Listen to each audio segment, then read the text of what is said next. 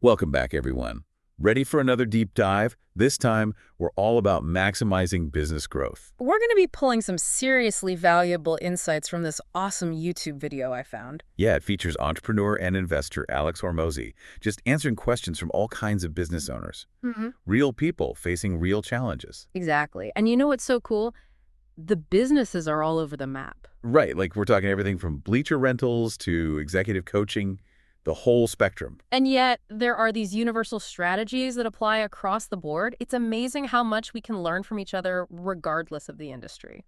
So let's get right to it. There was this one story that really stood out to me. A company accidentally double-booked an event. Total nightmare, right? Oh, yeah. And get this. 6 attendees had flown in all the way from Israel for it. No way. Talk about pressure to make things right. Well, this is where Hormozy's philosophy really comes in. He's not just about making things right. He's about going that extra mile. Making things more than right. Okay, I'm hooked. So, more than right, what did they do? Spill the beans. So instead of just a refund, the company basically rolled out the red carpet for these folks. They spent the entire day with them, gave them tons of extra value beyond the original event, even took them out to a fantastic dinner. Wow, now that's some serious customer service. But what's the big lesson here for our listeners? Why should they care? Think about it. By taking this negative situation and turning it into such a positive experience, they didn't just fix a mistake, they created die-hard fans. True, those people probably went back and raved about how incredible this company is. Exactly. Talk about turning lemons into lemonade. And it applies even if you don't run events. Think about how you can go above and beyond for your customers. Yeah, like maybe it's a surprise bonus for a loyal client, or giving them some personalized advice that shows you truly care about their success. Exactly. It's all about building those strong relationships, exceeding expectations, and making them feel valued. Makes total sense. And speaking of customer relationships, another big challenge that came up was dealing with churn.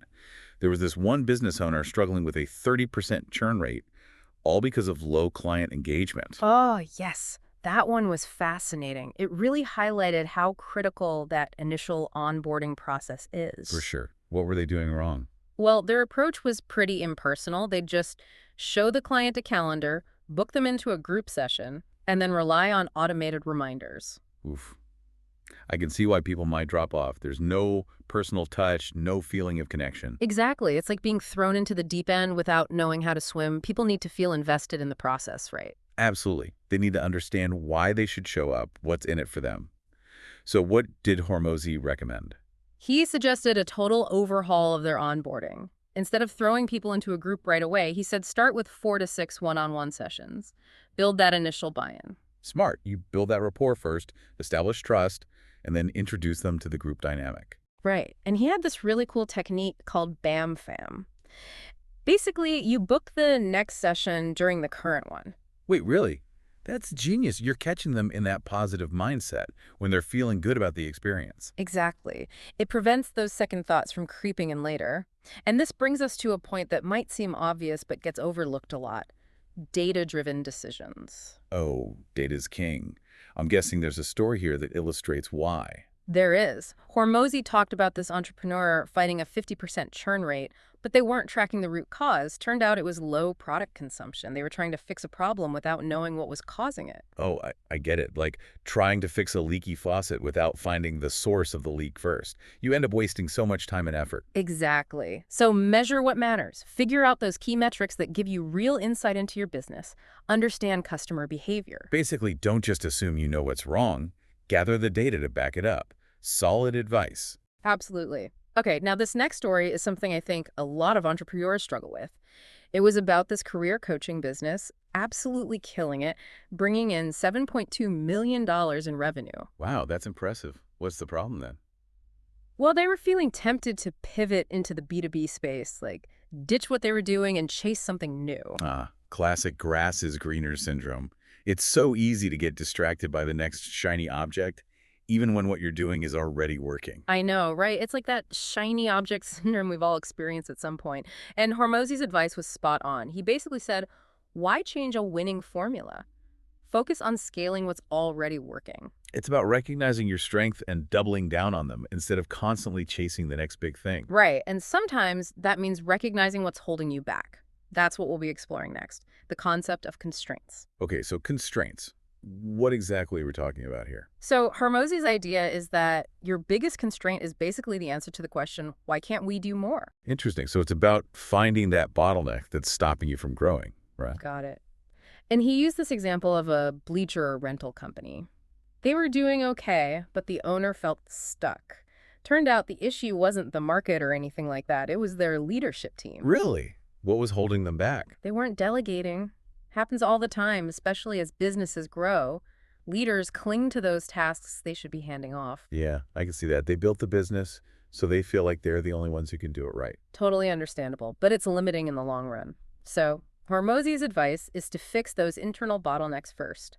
Streamline those systems, free up your time and energy to focus on growth. Makes sense. Get the foundation solid first. Yeah, So once you've got those internal systems humming along, what's next? building the right team.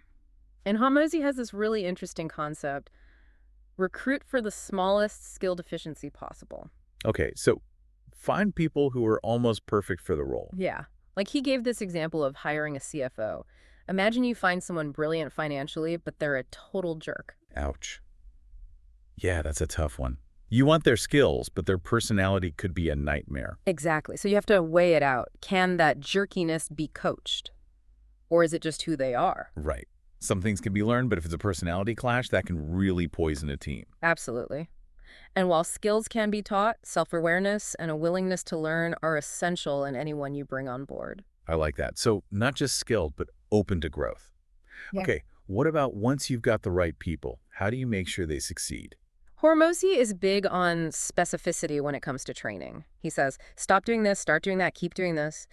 Clear instructions, not vague feedback. Love that. It's like praise in public, criticize in private, be direct and action-oriented. Exactly. Be specific about what needs to change, give actionable steps, and focus on the behavior, not the person. He even gave this example of an employee labeled as lazy, but really they were just overwhelmed because another position wasn't filled. Wow, that's a good reminder to dig a little deeper. The problem might not be the person, it might be the situation they're in. You got it. Figure out the root cause. And for actual training, Hormozy has this simple framework: document, demonstrate, duplicate. Okay, break that down for me. How does that work? So first, you document the process, like step by step. Then you demonstrate it, show them exactly how it's done. Finally, they duplicate it, practice until they've mastered it. Makes sense. Like a system for knowledge transfer. Could apply to any skill, really, from sales to customer service. Exactly. Okay, so we've talked about building systems, hiring the right people, training them effectively. But what about maximizing what you're already good at? There's a case study that really highlights this. I'm all ears. Lay it on me. So this one was about a book publishing business doing $1 million in revenue. They were using all these marketing channels, referrals, content, speaking, email, Facebook ads, everything. Sounds like they were spreading themselves a little thin. Were any of those channels working particularly well? They were all working, but they were kind of all over the place. They didn't know which one to really focus on. And this is where Hormozy told this amazing story about his friend who took a real estate brokerage from $200 million to $1.2 billion in 2 years. Whoa, hold up. 2 years. Okay, what was the magic formula? Speaking engagements. He went all in on speaking, and it was a game changer. And this sparked a light bulb moment for the entrepreneur in the story. They were already doing speaking, but they hadn't considered really scaling it. That's such a valuable lesson. Sometimes the biggest wins come from maximizing what you already do well. Exactly. Figure out your high impact activities, the ones that give you the biggest bang for your buck, and figure out how to scale those up. Okay, now let's talk about a challenge a lot of growing businesses face: acquisitions. Acquisitions. Interesting. What's the Hormozy take on that? So the case study here was a company that had acquired 14 businesses, all in the UK and Dubai. They're all over the map, no real synergy, and they were aiming for a $50 million enterprise value. So they were just buying up companies left and right. No clear strategy. Right. And Hormozy asked this killer question: who do you want to be when you grow up? I love that question. It forces you to define your vision. What kind of business do you really want to build? Exactly.